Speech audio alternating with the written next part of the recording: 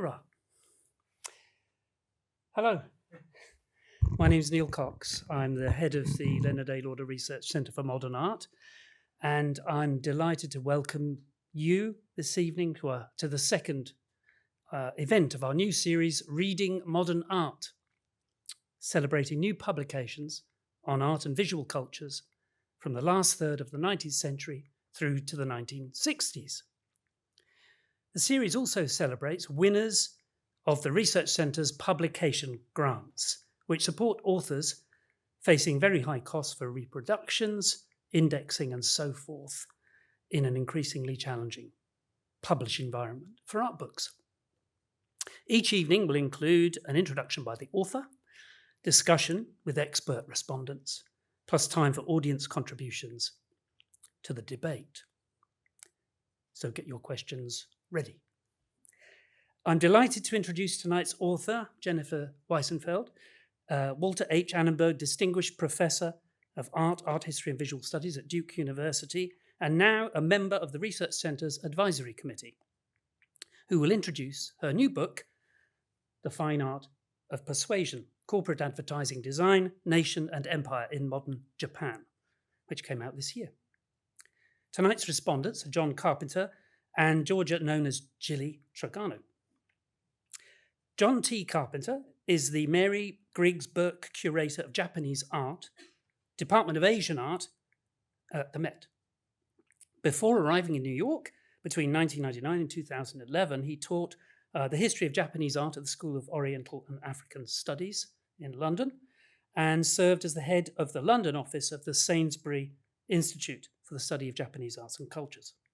He's published widely on Japanese art, especially in the areas of calligraphy, painting, and woodblock prints, including the edited volumes Hokusai and His Age, Ukiyo Painting, Printmaking and Book Illustration in Late Edo, Japan, which came out in 2005, and rereading Surimono, The Interplay of Text and Image in Japanese Prints, which came out in 2008.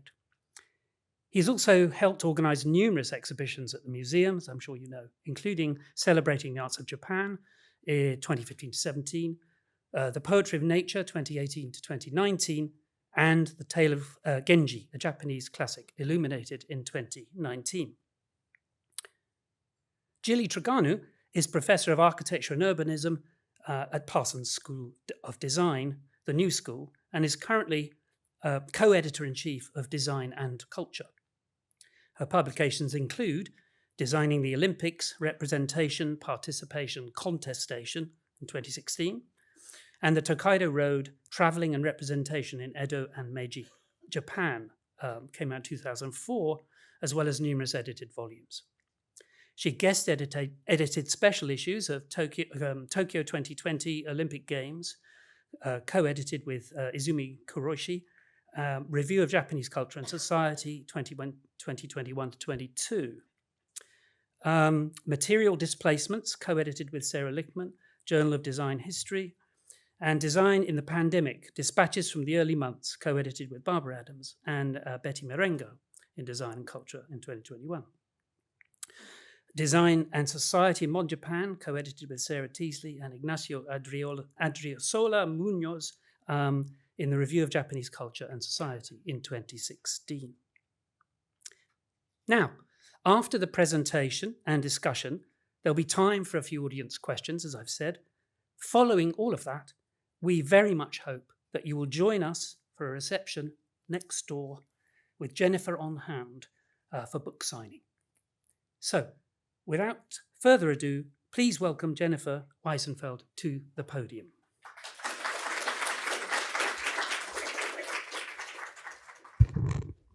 Thank you very much, Neil. It's a tremendous honor to be here at the Met, and I just cannot thank everyone at the Lauder Center enough for all of their hard work to make this a reality for me. So I am just extremely grateful, and it's wonderful to see you all here. So this project, I wanted to tell you a little bit about the genesis of it, because it started with a bar of soap. During my research on the Japanese avant-garde of the 1920s, I learned about an open design competition that these artists that I was looking into were participating in to redesign the packaging for Kao brand soap. And Kao ultimately decided to select this bold design, this red design, by now renowned, but then little-known designer Hara Hiromu. And I was already familiar with Hara Hiromu because he's a giant in the post-war design field and was a major designer for the 1964 Tokyo Olympics. But what I quickly learned was that he was already working in the late 1920s for new corporate sponsors, actively publishing on modernist experimental typography, teaching new printing techniques, and then he was working for the Japanese state from the 1930s through the war and into the post-war period, doing what you see here, large-scale photo murals like this for the 1937 World's Fair in Paris, and then working on prominent multilingual propaganda magazines like Front that you see on the lower left. And again, he was a major designer for the mega design event of the 1964 Tokyo Olympics. He lived a long time. I started looking into the individuals producing commercial art early in the centuries and the companies that they were working for, and it opened up an absolutely fascinating story. Ultimately, after doing extensive research over many years in unexplored corporate archives, certainly unexplored by art historians, the archives revealed the groundbreaking work of a broad network of advertising design specialists who were connected to modern artists and designers around the world. And I felt that it was imperative to bring this creative advertising design in Japan, commercial art, out from behind closed doors and show how it was not only deeply connected to national and international movements in fine art, hence the title of the book, The Fine Art of Persuasion, but also integral to Japanese cultural and social history, as well as economics and politics. So this book tells the story of the birth of commercial art, modern advertising design in Japan from the turn of the 20th century through its global peak, or its first global peak, in the total design event of the 1964 Tokyo Summer Olympic Games. This book broadly analyzes the construction of selected brand identities, everything from eye-catching trademarks to innovative packaging, signboards to show windows, and beyond.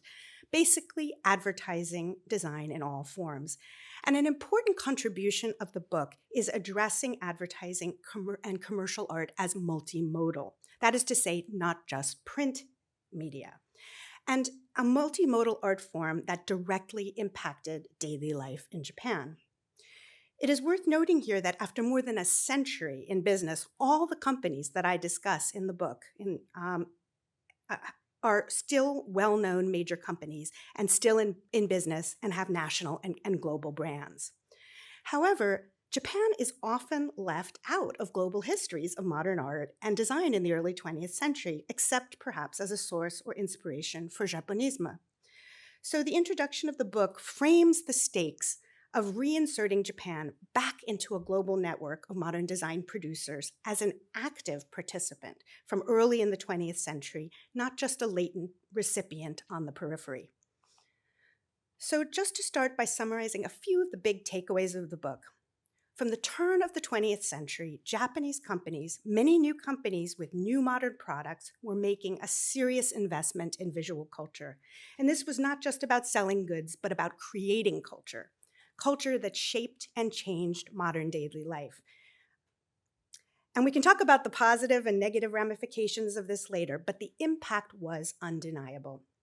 So in other words, I argue that the contributions of corporate manufacturers to modern Japanese culture went well beyond economics, fundamentally transforming the very practices and visuality of daily life. And these companies, therefore, need to be considered as innovative and adaptive cultural producers. And their impact was particularly important because corporate aims were often keyed to national and imperial objectives. So in this book, I demonstrate the fluid and interconnected relationship between publicity and propaganda. So now to turn to how the book is structured a little, in a little bit more detail. The opening chapter, Promoting the Profession, focuses on the professionalization of modern design, how a key network of individuals actively constructed commercial art as a professional field. The professionalization of design was forged in institutions and in discourse, particularly in mass media publishing and trade journals connected to a global community. The second chapter is on the design of letter forms and typography. That is, the creative use of scripts and characters, which has a specific and very unique history to Japan. I found this to be one of the most incredibly interesting aspects of Japanese modern design. And I know that John wants to talk about this in more depth because his expertise is in letter forms in our conversation. So I'll leave it here for now, but we will come back to this. To be honest, I was overwhelmed by the amount of material in corporate archives and the challenges of how to organize it, because each company could easily have been a book of its own. And to tell you the truth, there were moments when I said, this is going to be a book about soap. That's it, because I cannot do all of this material. But ultimately, I decided to organize the corporate material based on markets: health and beauty, food and beverage, light labor and leisure for electrical goods, with 2 representative companies for each, and then a chapter on nation and empire, both as product and as market. And then I have a closing chapter on what I call trans-war design that takes us into the post-war period culminating in 1964. Because another really important argument of the book is for a trans-war perspective. And trans-war is a term that I've been championing because it does not see the war as a complete rupture that produced some kind of cultural tabula rasa. And that's despite its horrors and the massive political transformations that the Allies imposed during the occupation and after. But there were a lot of continuities, and trans-war studies look for continuities that spanned from before the war, across the war, and into the post-war period. And the standard story one hears in design history is that the real Japanese design began in the post-war period, when individuals became better known and their work achieved a more social status. But the history of modern design in Japan did not suddenly start in the post-war period. So arguing for trans-war design is really important. It's important for the critical foundation of professional networks that I found, this enormous network of people, and the continuities of national ideology, corporate sponsorship, and design strategies, particularly modernist design, which were all entangled together. And I found some very convincing and even startling continuities and convergences by following the careers of many important individuals and networks that spanned the 20th century. And in the final chapter, I use the 1964 Olympics as one dynamic case study to understand the hidden layers of trans-war continuity, which I'll discuss in a little bit. So I start the book with this postcard image of the Ginza in the early 1930s, because design was embedded in the urban landscape, and commercial areas like the Ginza were modern design's playground. Design transformed the cityscape into an exposition-like environment with decorative signs everywhere, standalone kiosks, and decorated entryways, both permanent and temporary. And then nighttime illumination was another kind of advertising experience and spectacle that transformed the city. This was the age of electricity, and light itself was a malleable medium for publicity that changed the urban cityscape, and light was also a commodity.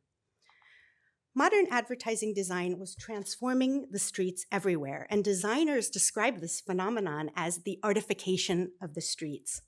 Signboards on posts confronting people as they moved through the city, and there were parading publicity musical groups known as chindonya with oversized publicity props. You see national brands' handheld lights here in the image on the right. Publicity was paraded and performed in the streets. Design and advertising campaigns were often designed to be totalizing environments that enveloped all the senses. So I mentioned the term multimodal design. And just to give you a few examples of that, commercial art was now moving through the city in and on modern vehicles, engaging the consumer on the street. You had new modes of transportation. The image on the left is a decorated delivery truck for Kao that features these balloons attached that reference the bubbles from soap, the reliable sudsing of the soap. The image on the right is a design mock-up template with placeholder texts to teach retailers how they might do their own trucks. Buildings were also modern commercial marquees, as well as retail spaces. And there was, of course, the important commodity emporium of the department store. Many people here will know Mitsukoshi Department Store, which has a long history going all the way back to the 17th century. But it modernized at the turn of the century with new monumental buildings like you see on the left. Buildings were urban advertisements. They were gateways to the commodity exposition inside and a wayfinder that reached out to pedestrians. There was a whole subgenre of entryway and gateway designs to entice consumers into stores. And the image that you have on the right is another design mock-up that shows retailers how to create a temporary entryway with placeholder text that puts dates for a big sale. Show windows were also external enticements to draw in pedestrian consumers, and we take them for granted now, but this is the moment when they were being created. They connected the outdoor street and the indoor commodity emporium. They were theatrical spaces for staging the commodity, directly showing products, and they were designing with light, spectacularizing the goods, and again, day and night were quite different. You see this show window for Kao's soap, which was highlighting the theme of soap patriotism on the left. And then you also see the famous Shiseido building in Ginza with its famous show window and facade. And of course, the company is still there. I also discussed the total sensory engagement of the consumer's body. Even salespeople were literally wrapped in branded clothing, like this actress in cow garb with stylish headscarf for promotional events. And retail spaces and their salespeople, the one for national brand light bulbs on the right, were designed as a spatial experience. And here, light is both a commodity and a publicity medium, illuminating the sales space and the people. And of course, there's wrapping paper. Which was often called, all the way back from Tokugawa times, the silent salesman, because people carry it around and the consumers continue to use it and promote the brand as they carry it, like we do with our Lululemon bags and various things. Packaging became a key promotional medium and even contained games and became consumer collectibles. They were a creative advertising space, and here you have an absolutely beautiful example of Shiseido wrapping paper. And speaking of consumers, it is important here to underscore, again, that most of the companies I discuss were founded just before the turn of the 20th century, and they were manufacturing new commodities and envisioning new kinds of consumers, men, women, and children, and the modern family as a whole. And I cannot emphasize enough how important children were as consumer subjects, who now had their own children's culture and desires for goods, especially for sweets. And this poster shows the iconic yellow Morinaga caramels box, which is still in use. I actually have one in my bag, but I forgot to bring it up to the podium for show and tell, about this big. And this became a symbol of desire, ensuring pleasurable contents. And we must, of course, address the social impact of these commodity enticements, what it meant to Japanese society to buy these goods. One of the arguments in the book is that corporate advertisers, in order to mitigate this tension, advocated for the ethics of virtuous consumption, whilst carefully straddling the line between extravagance and necessity, between pleasurable wants and utilitarian needs. And we have to take into account that the aestheticization of commerce itself was a key part of modernity. These new companies were also creating new publicity characters. And when we certainly know Japan is the center of cute character goods now, but this was a key strategy for brand identity early on. And here you have the early character mascot for Nikkei woolen clothes with big wool sweater and socks, or contemporary celebrities, figures like sumo wrestlers who were very famous. And this one was never known to smile, so it was very nice that he smiled for this ad. And a host of movie stars, like here on the right, the famous cross-ethnic actress Lee Ko-ran, who was known for her films about Manchuria, Manchukuo, and China, and she appears absolutely everywhere in advertisements. The same celebrity could be working across corporate and national publicity spaces. Here we see the iconic film actress Hara Setsuko in advertisements for Morinaga chocolate, for national brand electric fans, and even as the face of hospitality in the Japanese National Pavilion at the New York World's Fair in 1939 and 40 for Japan's international tourism campaign, which was titled Orient Calls. As I mentioned, 4 major chapters of the book are focused on markets. The section on health and beauty really shows from the get-go how modern design was a reforming and disciplining impulse, along with offering bodily enhancements and pleasures through commodities. Design, or good design, was seen as helping people's lives. Kao and Shiseido wanted people to look good and be, or at least look, healthy. In the food and beverage market, Morinaga offered visions of sweets, conjuring images of pleasure. The Morinaga example that you see in the middle shows the importance and creativity of trademark design. And Japan has a long history of family and commercial crests, what are known as kamon or monsho, but these were modernized and legalized for trademarks. The image that you see on the far right was for Calpis, a popular beverage, which is known abroad and is still sold as Calpico, was a sweet, slightly fermented milk drink marketed for good stomach and gut health. And it has a fantastic origin story in yak milk in Mongolia, if you want to hear more about that. But I focus specifically on the company's widely publicized 1924 international poster competition, which yielded this enormously popular and highly problematic blackface logo and mascot designed by German artist Otto Dunkelsbühler. And this was used until the late 1980s. I show how the mediation of blackface in Japan came via Germany as part of the popularity of Americanism or Americanismus abroad and the global popularity of jazz. And then with light and labor, who knew the light bulb could be such an evocative motif? Well, now I know that Man Ray thought so because I went upstairs and clearly he and I both share the obsession with light bulbs. For the market of light, labor, and leisure, I focus here on 2 brands, national brand, which is Matsushita, now Panasonic, and Mazda brand, which is now Toshiba. Like soap, light was connected to civilizational discourses, progress, and the ability to work 24 hours, and to promote healthy light for eyes, especially for children who were studying.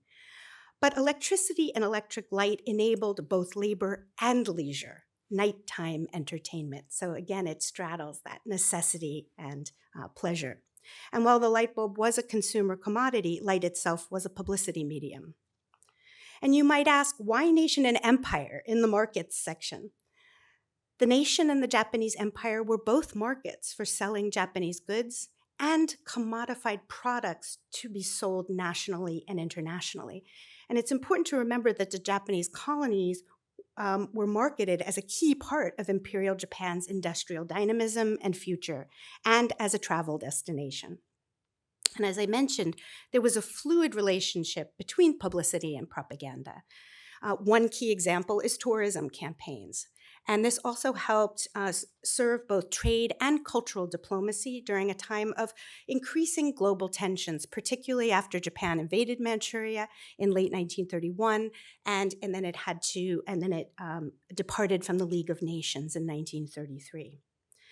In this international tourism campaign poster that you see on the left, you see here the logo body of the nation, Japan, and a high-speed train literally takes us through the destination. On the right, you see in this propaganda magazine the geobody of the imperial colonies that shows Japan's red sun of its flag geomorphed into the map of Manchukuo, merging the two. And of course, commercialism doesn't go away during wartime. We still see creative interventions in wartime advertising and propaganda, both from private corporations who are contributing to the war effort, like Shiseido here on the left, and in national propaganda journals, like the magazine Front, which was designed by Hara Hiromu. And it also bears mentioning here that the pre-war and wartime Japanese design had strong stylistic connections to Bauhausian modernism that was combined with recognizable motifs of Japaneseness to merge the national and the international, the native tradition and global modernity. So now just to return to this continuity question by way of a conclusion here, the idea of trans-war design. One of the things that I found incredibly interesting was that there was a strong cultural advocacy for Japan's normalization in the World Theater of Nations after the war and through the occupation that was lobbied and advocated through arts and crafts and design. They were major factors in Japan's return to normalcy. And understanding the continuities of corporate, national, and cultural production across the war goes a long way in helping us understand and explain Japan's post-war economic miracle. One of the key events was that Japan hosted the World Design Conference, the WODECO, in 1960, which hosted over 200, almost 300 world-renowned designers and established Japan not only as a world-class international host, but that it could return and be a key voice in the future of design. And we always see the national and the international nested together in this logo that Kono Takashi designed with CD for design conference. We see it nested within the character for Nihon or Nippon for Japan. So just my final point here is that the Olympics were so important as a major trans-war case study. And you might say, they were important for Japan's post-war history of recovery. It was a mega event on the national and international stage, a way to reclaim national glory, national masculinity in a high-profile arena without a military. So a kind of surrogate combat as you like. But the Tokyo Olympics were praised around the world as the Shining Olympics and the Happy Olympics. And it was a major public relations success. But again, you might ask, why is the Olympics important for design history? Well, it was a design mega event as well. Everything in the Olympics was designed. And importantly, many of the same designers who worked with Japanese corporations before the war and with important Japanese design collectives during the war were involved with Olympic design. People like Hara Hiromu, Kamekura Yusaku, Kono Takashi, who we just saw.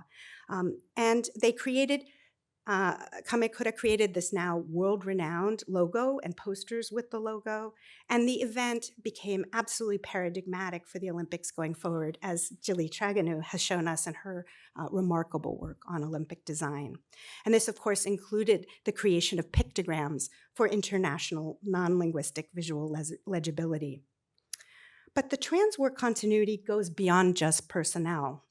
What many people in this audience may not know is that Japan was actually selected to host the 1940 Olympics. They were selected in the infamous 1936 Berlin Olympics to be the 1940 host. And these Olympics are now known as the Phantom Olympics because they were eventually canceled because of wartime exigencies. And I discovered that in many ways, the 1964 Olympics effectively completed plans that were imagined for the 1940 event. Designers in the 1930s were already thinking about designing the Tokyo Olympics and event promotion. And many of the same people were involved both before, during, and after the war. So I end with this surprising reveal that underscores the trans-war continuities, that the shining triumph of the post-war was actually planned in the 1930s for 1940. Thank you very much.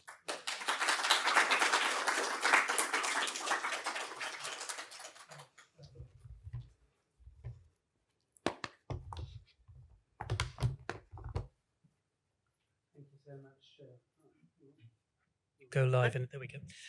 Thank you so much, Gennifer. That's fantastic and fantastic visual display as well. Thank you. I think we're about to get a different lighting arrangement here, so you can see us. Yes, it's sort of high tech and sort of not. Yeah. So I think did you bring the clicker? Yes, you did. I have it. Yeah, do you want to pass it over to? No, I'll hold it. You'll I run can it. click you. Okay. Yep. So I think John, you're going to open the debate. Is that right? It should work for you. Just Good evening, everyone. Thank you so much for that brilliant summation of your book, Gennifer. And as you mentioned, I've always been fascinated by calligraphy. And as someone who just returned from Japan 2 days ago, I was reflecting on how important calligraphy remains for Japanese culture. I went to the Shosuin exhibition at the last day at Nara National Museum, 8th century calligraphy screens with different forms of Chinese characters. I went to the Nezu Museum to see narrative illustrations accompanied by beautiful calligraphy. And of course, the ukiyo-e exhibitions show texts with images. But more relevant to Gennifer's presentation today, Kabukicho in Shinjuku, the shopping district of Ginza, then to go to Gion district and see the signboards for restaurants and all of the illuminated signage, the wonderful posters, all of this brilliant advertising art and signage that draws on calligraphy, typography, letter forms, which is throughout Gennifer's entire book. So this made me reflect as I was reading Gennifer's book on that famous essay of 1882 by Koyama Shotaro, "Calligraphy is not an art." Showa bijutsu narazu. For a scholar like me, this is ominous, but as I was reading Gennifer's book, I just realized at every stage, this is an important part. Should the calligraphy, the letter forms, the typography be considered an art form? And the designers themselves grappled with this question at every stage, whether they were actually artists or designers presenting a message. And Gennifer's book deals with calligraphy, but in a different way. Calligraphy as an art form of ancient Japan, practiced by the elite of the palace, popularized in the Edo period, then continued into the modern age, which had to confront modernization and the import of Western alphabets. So Gennifer's book presents this kind of material. And just a second point I want in the final images that you showed of posters just reminded me, whether it's Mitsukoshi department store posters, whether it's posters of Calpis fermented milk, or these amazing posters of the 1940 Olympiad that never took place. It's a reminder of that argument that Gennifer presents when she talks about the French poster designer in 1932 presenting at a conference. Should a poster be a work of art? And of course, the answer by Carlo himself and by Hisui, Sugiura Hisui, who had done some of the brilliant Mitsukoshi department store posters, they said, of course it should. And that poster should also incorporate the different letter forms, and it should include elements that are based on the aesthetic acumen of the designer. And to make these points clear, perhaps we should move Go back to soap. to the bar of soap that started Gennifer's talk. As a student in Japan, I vividly remember, even in the 30 years that I've been going to Japan, how often Kao soap has changed its appearance, it's changed the use of romaji versus kanji versus kana. And that's what I want to ask Gennifer about. To what extent did people understand the literary references? For instance, Kao is a very classical Chinese term. But then, to what extent did they know all of these allusions? And then could you comment on how you've merged kanji, kana, romaji, and shifting directions of the characters? And when did they start and stop reading them right to left and left to right? Yes, that's a great example of the multiplicity and polyvocality, really, of these glosses here. Because as you said, you have the calligraphic kao sekken, then it's glossed in katakana, top to bottom, going right to left, then top to bottom. And then you have the loopy kao in romanization that goes like just loops off the edges of the package. And then you have this kind of standard hinshitsuni, like quality, high quality, written in kind of printed text. So there's at least 4, maybe 5 different, and then of course, if you take the trademark of the crescent moon, you've got 5 different ways in which this designer, Hare Hiromu, is communicating the brand identity on so many levels, and associating it with like the king of flowers, which was the peony, which is what Kao means, but also making sure that it was glossed for people who couldn't read the brand name, which was standard. In fact, John was so kind many years ago when I was first working on this to show me the ruby, the furigana, and to talk about how this phonetic glosses go all the way back, to like almost the Kojiki practically. So there's so many deep connections here, and what a bar of soap can tell you about that.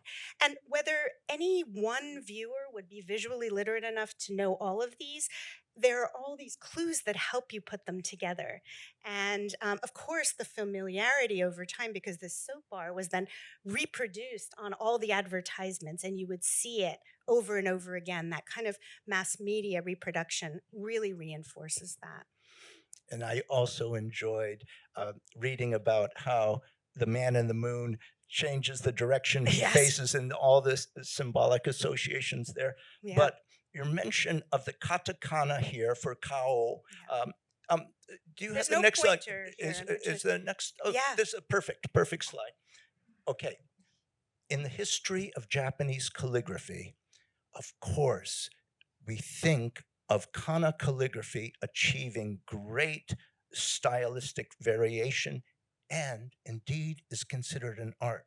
But katakana, used to render phonetics, whether it's in medieval texts written by monks, never was associated with any school of Japanese calligraphy in pre-modern times. Now, what I thought is so wonderful in Gennifer's books, all of the posters, all of the postcards, advertising that use katakana in an artistic fashion. And I think this is something that's groundbreaking. It's related to what happened to the use of language, but how is katakana related to the different movements that wanted to eliminate kanji and also, for instance, make it required to only use katakana, only use kana, or the extreme option was only to use Western lettering to render the sounds of the Japanese language. How is all of this tied together? John's referring to an extended argument that I make in this chapter about these debates about language, that language itself was contested, and at a certain point, kanji was considered perhaps an impediment to internationalization. And I mean, we even see this in the People's Republic of China. They simplified characters, or Hangul, where you have phonetic syllabaries that create language. Katakana, I think because it was associated with Western words, the transliteration of Western words becomes the perfect gloss for modern commodities. And a lot of brand names were then written in katakana and then in romanization as well. But as you see here, I think there's this idea that the letter itself can be broken down and studied as a kind of expressive element is something. This is actually from a book on how to do letter forms. There were all of these how-to books on how to do different types of letter forms and how expressive they could be. So this is just the sound ah in both hiragana and in katakana, and just showing all of the ways that you could use that letter and make it an expressive visual tool as well. And I I just guess we want have- to, oh, yeah. this I actually just wanted to include, just to make the point. I don't have a question here. I just want to make a point that this type of wordplay using kanji as pictorial devices goes back to ancient times in Japan and can be traced all the way into modern advertising here. And and it's so much fun, and it allows people to engage with the characters in a playful fashion, and is a very effective device as well. Yeah, it's like a kind of visual puzzle where you can, if you know it and you can read it, where you have the brand name here is Akadama port wine, and then the Aka becomes anthropomorphized into a man, and he's carrying the Dama around, or the Dama is under his arm. And these are just variations on how you can pictorialize or reanimate these kinds of characters. Or one of my absolute favorites are these designs by a very well-known designer named Kataoka Toshiro, who was very clever at wordplay. These were all for a smoker's toothpaste, where your teeth would get darkened. You know, when you smoke tobacco, your teeth get dark. So this is a kind of weekly planner, and it starts out with, black, black, black, black, and then black, black, black, white if you use it another day, then black, black, white, white, and then so your teeth get whiter over the course of using it. So you get this kind of visual legibility with these characters for black and white, or these gigantic characters for tooth, which itself is a pictograph for teeth. And then you have the internal parts of the tooth that become black, like little windows, or here, like a kind of man with a little beret and he's smoking a cigarette and his teeth are all black. So this kind of wordplay and use of the visuals here is just, as you said, but it's so clever and it engages the viewer. I'm wondering if I could bring in Jilly now. Yeah.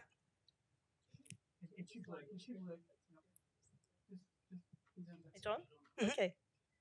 Thank you. So it is really a pleasure and an honor to be here today to celebrate and congratulate Gennifer for her book, The Fine Art of Persuasion. And maybe I will have a more personal entry point. I found first time Gennifer's work when she published in the early 2000s. She guest edited a special issue for the journal Positions from Duke University. And I think the title was The Visual Cultures of Japanese Imperialism. And it was the beginning of my work in Japan, on Japan. And for me, it was really eye-opening because I was interested in Japanese design, and I realized that the Japanese design and visual cultures were really deployed as means of war propaganda at the time, as Japan was expanding towards, through colonialism, towards Asia in countries like Korea and Taiwan and Manchuria. And I think this completely changed the narrative of how we conceived until then Japanese design, as I think Gennifer already said, as something that emerges in the post-war period when Japan is again a nation state, a democratic nation state, cleansed by war crimes, and it becomes kind of symbolic of this era. But actually, Gennifer's work shows that this was deeply rooted in much earlier periods, and not just necessarily the Japanese traditional arts of the Edo and the pre-modern times, but very much this interwar era and the colonial history of Japan. So this becomes, I think, extremely important today when those of us in academia are engaged in this kind of trying to decolonize the teaching of design and Japanese history. And I think Gennifer's work not only brings to the surface and visible some material which is quite unknown even in Japan. And I would say I teach a lot of students from Asia and they don't know at all this material. So they're always surprised and quite shocked to find these representations of their countries by Japan at this period. And of course, also at the same time giving this political dimension of design, which is not just a formal endeavor, which is very important for the effort of decolonizing. So I'm very thankful for learning all this. And this is very important, especially in the last chapters of the book, in the last two chapters on the nation and travel and the interwar period, the transwar, as you call it.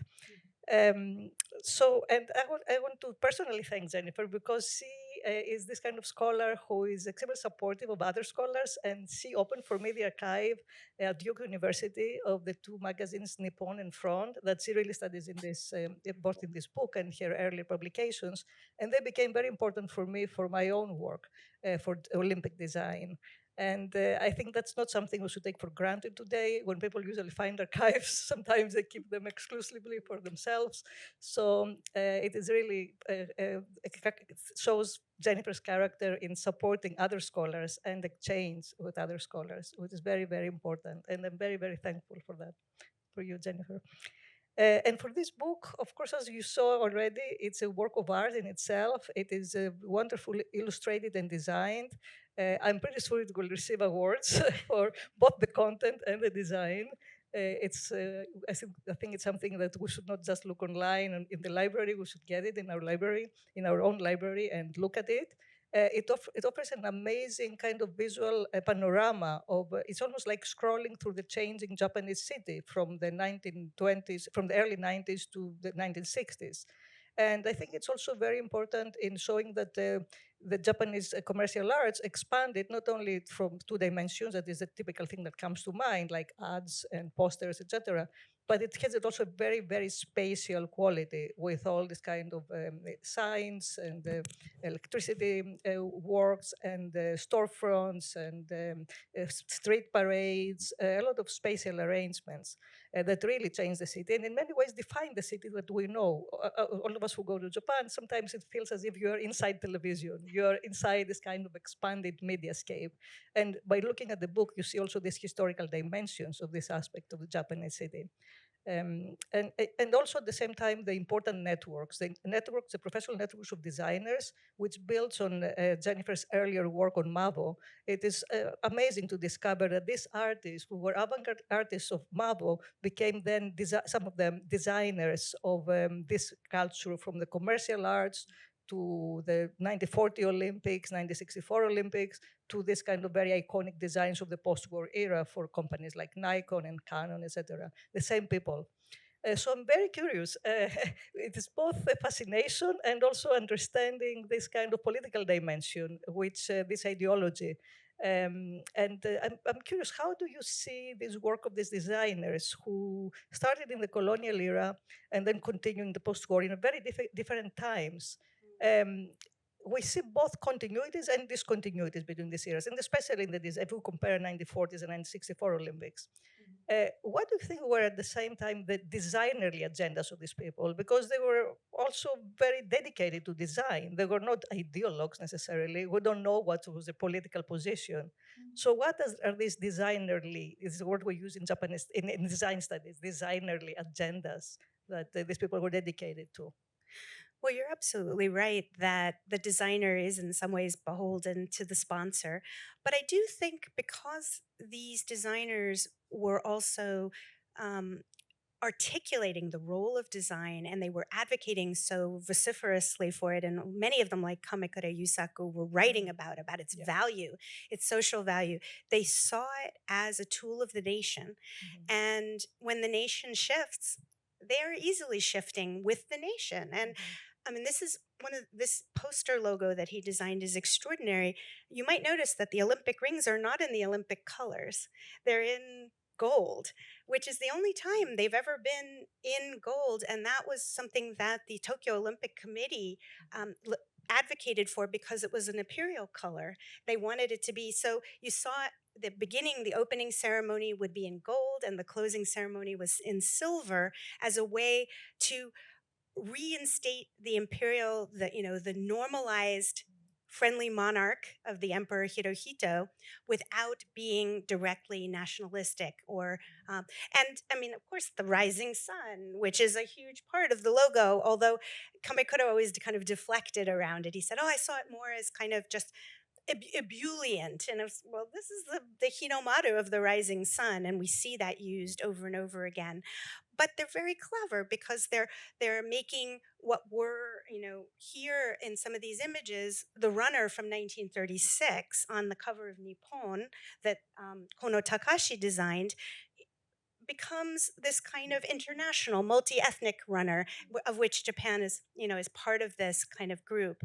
And then you also have, although Kamekura didn't design the pictograms, we did have an earlier publication here. This is by Hara Hiromu in the middle with Mount Fuji, where he is using the multicolors of the Olympics. But even in 1936, they're starting to think about transnational ways of communicating illustrations for sports that make them into pictograms of some kind. So you get these books of illustrations that then port over into the post-war period. So I think as designerly intentions, they're already thinking about all those mechanisms of hosting an international event. And while they were dormant during the wartime years, they started to lobby to reinstate their hosting literally 5 months after the occupation ended. So it was always a kind of a substrate in thinking about it. And the Japanese Olympic Committee was very interested in that. Thank you. I'm just mindful that we might want to give some time for audience questions. I know you've got more in the tank. Yeah, but and we can certainly come back. Can I just see if there's anybody? Yeah. Mhm. I'm going to Johnny.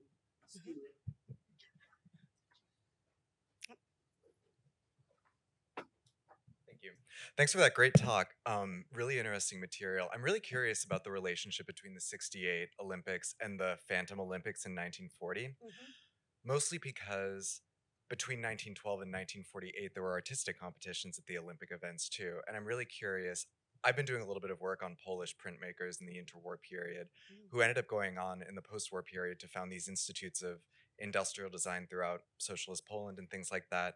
Were any of the designers for the 68 Olympics involved potentially as competitors in the 1940 Olympics, particularly if they were avant-garde artists? And yeah, I'm just curious about any sort of relationship that is there between those. Yeah.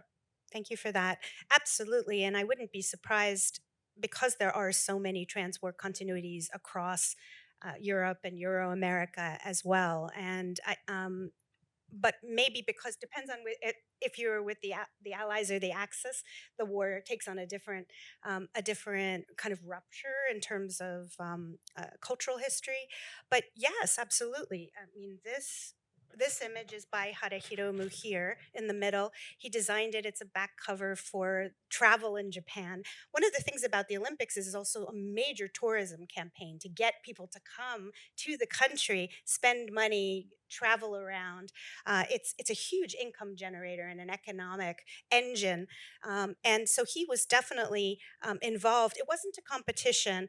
They were selected. And what's incredible is the networks of the 30s are how those people were selected. They all knew each other beforehand. So Katsumi Masaru, who becomes the director for the Olympic Design Committee, I mean, Jilly knows this really well, and she's written about it, and he hand selects a lot of the people from Nippon Kobo that produced Nippon magazine to do those designs in the post-war period. And for a long time, they were not remunerated. They were just kind of working for the good of the the country, and many of them didn't get very much money at all for doing it. They were really doing it because they saw design as so important. But yes, absolutely, those networks and all of those people go on to be really important in institution building, in recreating and reestablishing design in the post-war period. The three people I can think of most are Hara Hiromu, Kono Takashi, and then this is Tadahoku, and then Kamekura Yusaku. Definitely. Any other questions out there? Yes. Hello. First of all, thank you so much for your presentation and just for writing this book. And I couldn't help but think about my own research interests. Especially, I'm somewhat happy to see about how important art design it can be, either in a national sense, in a political sense, such as, for example,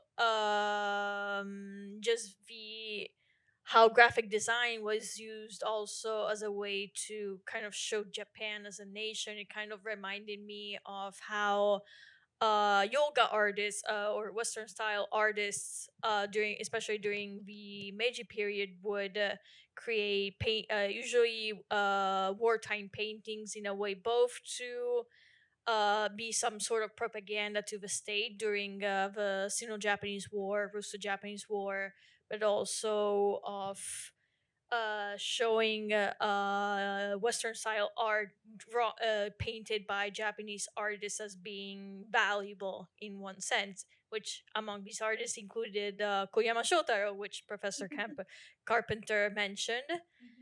And I do. And in fact, I'm kind of curious, especially because there were some, including Matsuoka Hisashi, who, as well as painters, were also graphic designers. So my question is, did you see instances that not only from the Taisho period, but also even like the Meiji period, that you start seeing this instance of graphic design, marketing design for many different products? Thank you very much. Thank you. Yes, absolutely. And I never want to argue for a strict moment of origin. I don't think it was a gradual process, but what I did think was really important was to locate, particularly in the 19 teens and 20s, this uptick in trade journals, professional discourse, naming of these roles. There was a very important person, Hamada Masuji, who coined the Japanese term for commercial art. He translated it, Shogyo Bijutsu.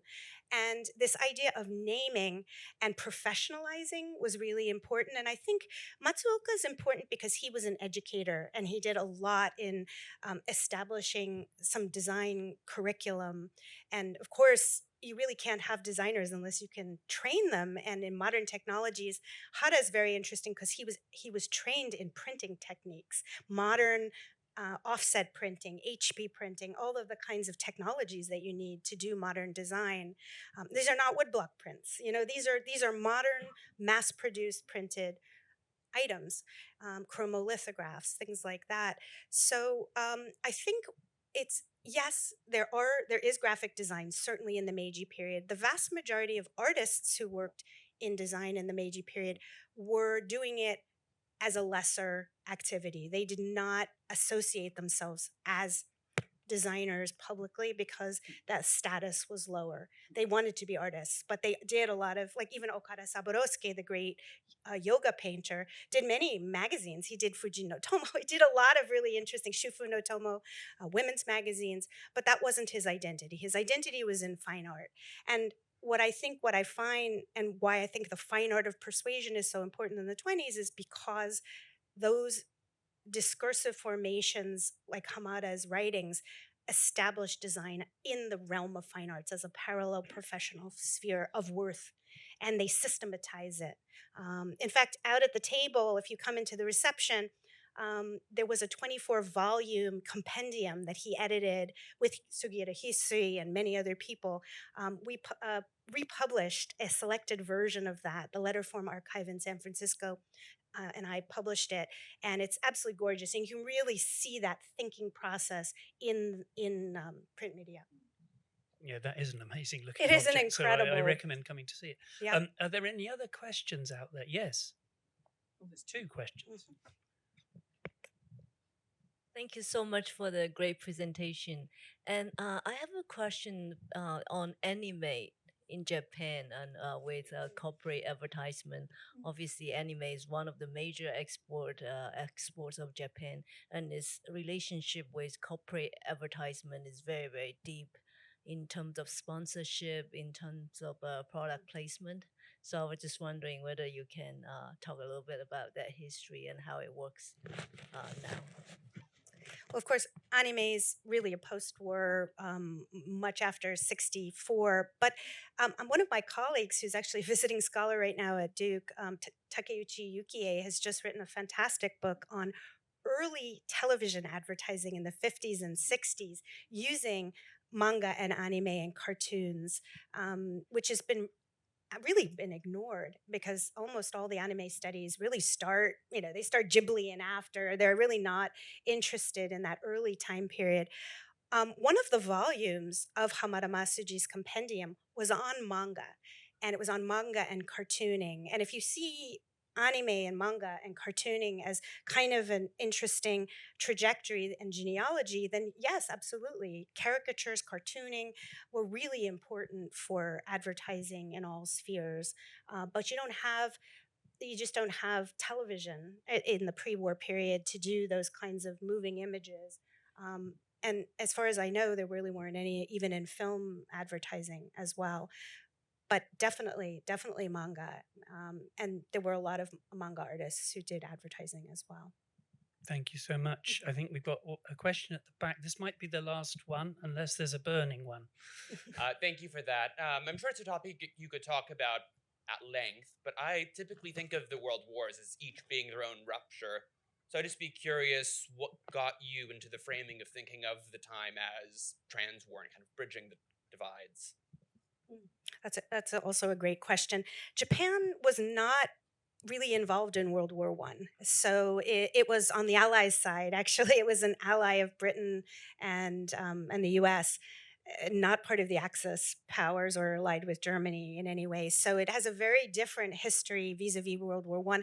If anything, the critical wartime history for Japan is the Russo-Japanese War, which in terms of media, the explosion of photography, of postcards. I see one of our graduate students in the audience who works on postcards. In terms of mass media, the Russo-Japanese War was incredibly important for Japan. But in terms of thinking about World War II, I think I was just really, once I started to look at these personal histories and following people like Hara, like Kamekura, it just struck me as these people are living until the 1980s. They're living to the 90s, and they are identified as the people who are the beacons of this great move to post-war Japanese art. They are the advertising and design. Why are we not connecting this across the war? And of course, there's a lot of reasons. The war is very taboo. It's a taboo discussion. Propaganda is not an easy thing to discuss. Of course, the fluidity between publicity and propaganda is just so inherent in everything, even soap advertising. I mean, soap is a commodity. It's a beauty product. It's for health, but it's also part of the rituals of cleanliness and hygiene that the country is trying to instill in you as a good citizen and national subject. So even things we think of as commodities are already instilled with national elements to them, and propaganda. And propaganda meant publicity and advertising in the pre-war period. So the wartime history is very different from Euro-America for the Japanese case. Now, they had loads more to talk about. We did have a lot more pictures. But I'm not going to let them do it. So can I remind you that we have a very nice reception next door. The book's available for you to look at and to purchase and have a beautiful flourished signature, no doubt in many different characters. So before we do that, please join me in thanking Gennifer and our respondents.